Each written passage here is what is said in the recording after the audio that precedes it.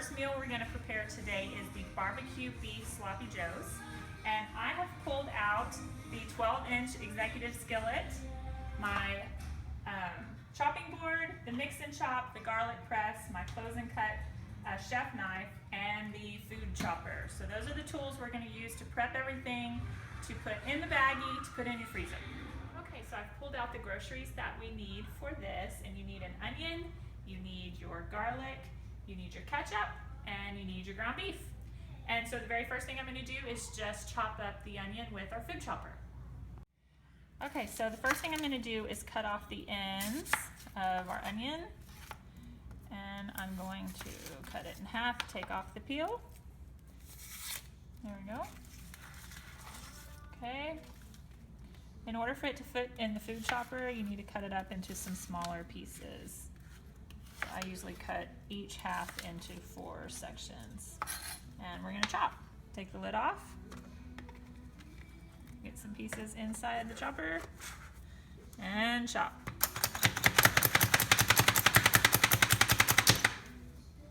Just like that. Okay, all I'm doing is putting the onion right into the skillet. And it is not on yet. I'm just putting it in there to get it out of the way. Okay, I'm just gonna cut off some cloves here. Use our garlic press here. You put the clove in there, skin, peel, and all, everything. And we're gonna come over here and push right into our garlic. Use your knife. Just scrape it off. Okay, so now we're ready to cook our ground beef. I've just added the ground beef to our onions and our garlic. I'm going to use the mix and chop to help me cook it, and I have it on medium-high heat, and all you do is just cook it. The mix and chop helps mix everything up.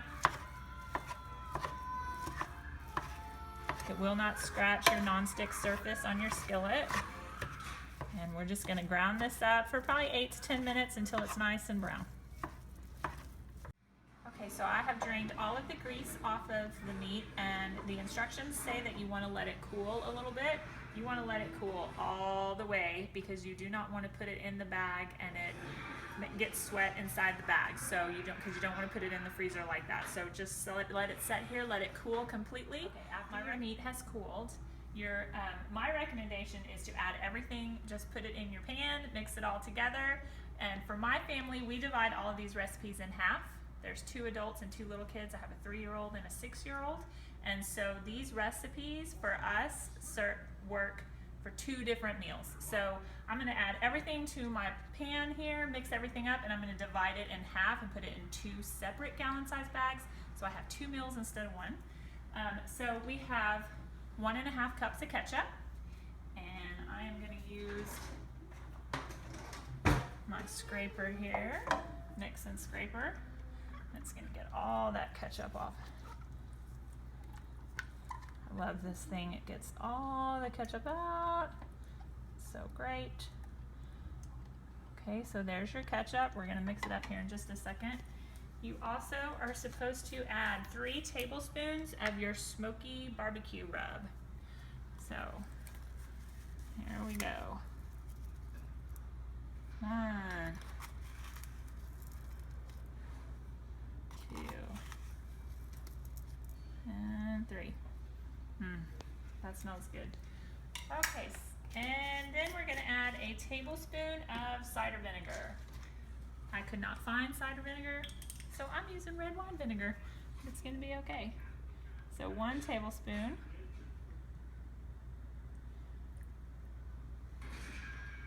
Okay. And then we're gonna just mix it all together.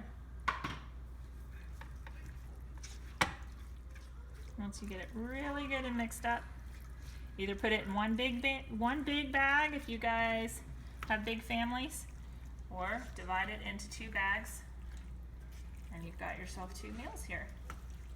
Okay, so all I'm doing is putting the sloppy joe mixture into the baggie. So you're just gonna scoop it in.